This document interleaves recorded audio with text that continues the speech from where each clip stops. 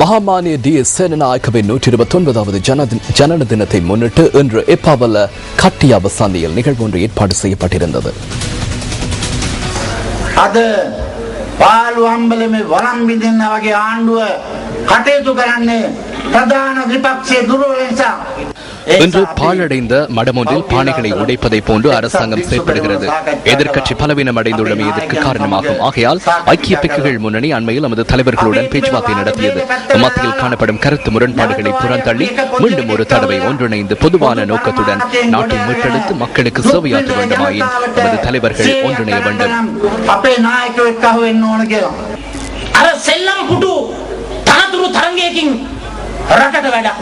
எமது சங்கீத கதிரை பதவி போட்டியால் நாட்டுக்கு பயனில்லை. நாட்டுக்கு சுதந்திரத்தை பெற்றுக் கொடுத்த ஐக்கிய தேசிய கட்சியை பின்னடைவுகளில் இருந்து விடுவித்து வெற்றி பாதைக்கு கொண்டு வருவது DS சேனநாயக்கவிற்கு செய்யும் மிகப்பெரிய கௌரவம் அல்லவா? எனக்கோ கரு ஜாசுரியவுக்கோ பதவிகள் தொடர்பில் எவ்வித ஆசையுமில்லை. எனினும் கட்சியை வலுப்படுத்துவதற்கான பாரிய முயற்சி ஒன்று மேற்கொள்ளப்படுவதாக அனுநாயக்க தேரர் கூறியிருந்தார். மகா சங்கத்தினர் முன்வைத்த அந்த 8 அம்ச யோசனை திட்டத்தை கைகூப்பி ஏற்றுக்கொண்டு நானும் கரு ஜாசுரியவும் கட்சியை வலுப்படுத்துவதற்காக மகா சங்கத்தினரின் ஆலோசனைகளை செயற்படுத்த அனைத்து நடவடிக்கைகளையும் எடுப்போம் என்பதை நான் தெளிவாகவும் வெளிப்படையாகவும் கூறுகிறேன்.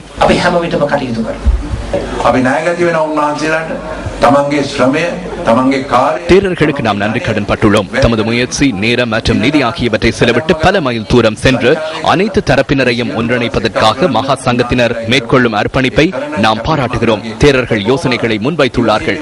அந்த யோசனைகள் தற்காலத்திற்கு பொருந்தும் வகையில் முன்வைக்கப்பட்டுள்ளன. அது தொடர்பில் நான் பெருமையுடன் பார்த்துக் கொண்டிருக்கிறேன். அது தொடர்பில் நான் பேசுவதில்லை. அது தொடர்பில் நான் கதைக்கவும் இல்லை. ஏதேனும் சொல் பிழைத்தால் சிக்கல் ஏற்படலாம் என நினைத்தேன். கடந்த காலங்களில் நம்மிடமிருந்து விலகிச் சென்றவர்கள் மீண்டும் வருகை தந்து நம்முடன் இணைய வேண்டுமே ஒழிய ஒருவரை வெளியேற்றுவதற்கான நோக்கம் நம்மிடம் கிடையாது.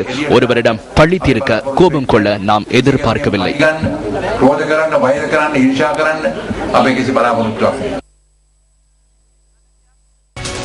ஹம்மாந்தோட்ட உப்பல அருங்காட்சியகத்தில் நேற்று மருத்துவ முகாம் ஒன்று நடைபெற்றது.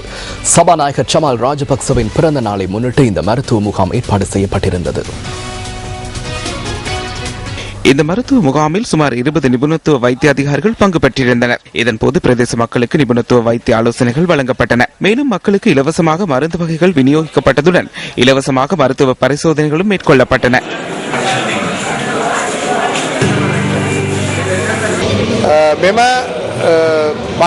இந்த 510வது மருத்துவ முகாம் தற்போது வெற்றிகரமாக முன்னெடுக்கப்படுகின்றது.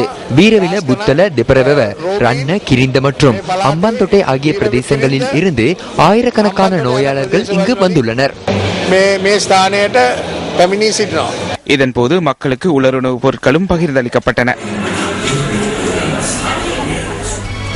நீங்கள் இணைந்திருப்பது நியூஸ் ஃபர்ஸ்ட் வீக்கெண்ட் பிரதான செய்திகளோடு. அடுத்து சிந்தனையை தூண்டும் அறிஞர் வாக்கு.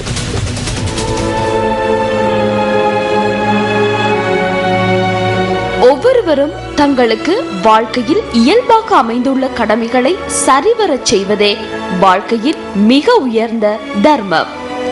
பகவத்கீதை. உங்கள் மனம் கவர்ந்த பொன்மொழிகளை நியூஸ் ஃபர்ஸ்ட் சக்தி அறிஞர் வாக்கு பகுதிக்கு அனுப்பி வையுங்கள். மின்னஞ்சல் முகவரி newsfirst@maharaja.lk.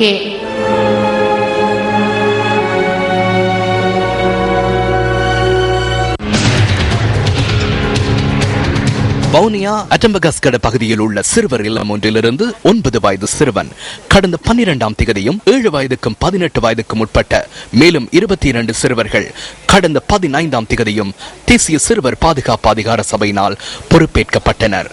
சிறுவர் பாதுகாப்பு அதிகார சபையினர் கடந்த 15ஆம் திகதி குறித்த சிறுவர் இல்லத்திற்கு சென்ற போது அங்கு 22 சிறுவர்கள் மாத்திரமே இருந்தனர்.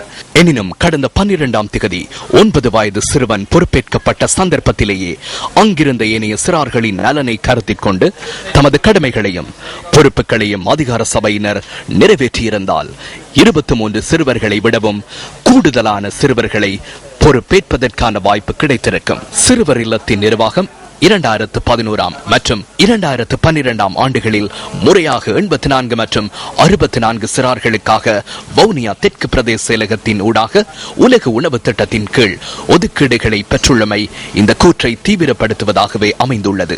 9 வயது சிறுவன் பொறுப்பேற்கப்பட்ட சந்தர்ப்பத்தில் உறுதி செய்யப்பட்ட தகவல்களுக்கு அமைய முதல் சந்தர்ப்பத்திலேயே அங்கிருந்த அனைத்து சிறார்களையும் பொறுப்பேற்க தேசிய சிறுவர் பாதுகாப்பு அதிகார சபை உடனடி நடவடிக்கை மேற்கொள்ள வேண்டியிருந்தது.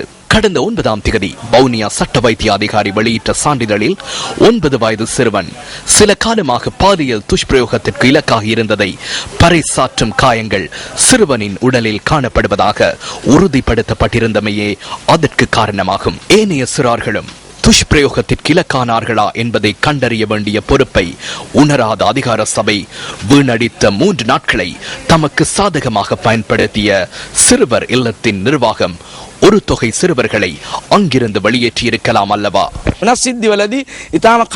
வேறு சம்பவங்களின் போது பல்வேறு விதங்களில் செயற்பட்ட சிறுவர் பாதுகாப்பு அதிகார சபையினர் இந்த சம்பவத்தில் உதாசீனமாகவும் பக்கச்சார்பாகவும் செயற்பட்டுள்ளனர். இது தொடர்பில் நமது எதிர்ப்பை வெளியிடுகின்றோம். வவுனியா போலீசார் சில மாதங்களுக்கு முன்னர் மூழ்கடித்திருந்த சம்பவம் ஒன்று தொடர்பில் ஆராய்வதற்காகவே தாம் தலையீடுகளை மேற்கொண்டதாக சிறுவர் பாதுகாப்பு அதிகார சபை தற்போது கூறுவதற்கு இடம் உண்டு. எனினும் வவுனியா போலீசார் குறித்த துஷ்பிரயோக சம்பவம் தொடர்பில் அக்கறையின்றி செயற்படுவதற்கு முன்னதாகவே இந்த சிறுவர் இல்லத்தில் எவ்வித துஷ்பிரயோகமும் இடம்பெறுவதில்லை என தேசிய சிறுவர் பாதுகாப்பு அதிகார சபையின் தலைவர் சான்றிதழ் அளித்திருந்தமை இங்கு சுட்டிக்காட்ட வேண்டியுள்ளது.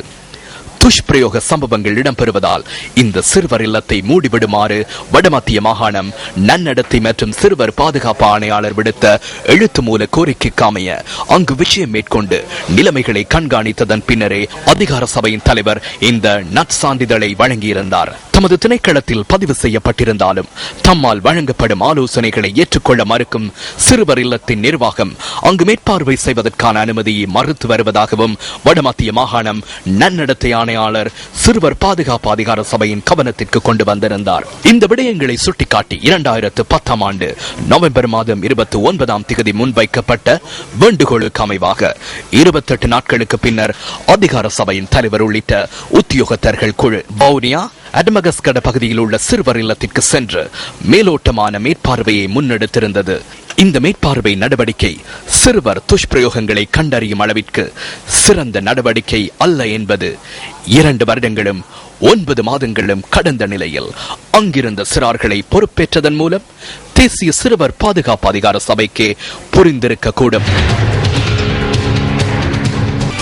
கோட்டை ஸ்ரீ கல்யாணி சாம ஸ்ரீ தர்ம மகா சங்கத்தின் பதில் மகாநாயக்க தேரர் ராஜகீய பண்டித கலாநிதி இத்திப்பான தம்மாலங்கார தேரரின் நலன் குறித்து விசாரிக்க ஜனாதிபதி இன்று அங்கு சென்றிருந்தார்.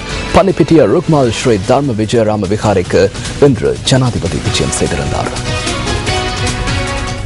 விகாரைக்கு விஜயம் செய்த ஜனாதிபதி கலாநிதி இத்தேபான தர்மலங்கார தேரருடன் கலந்துரையாடல்களிலும் ஈடுபட்டார்.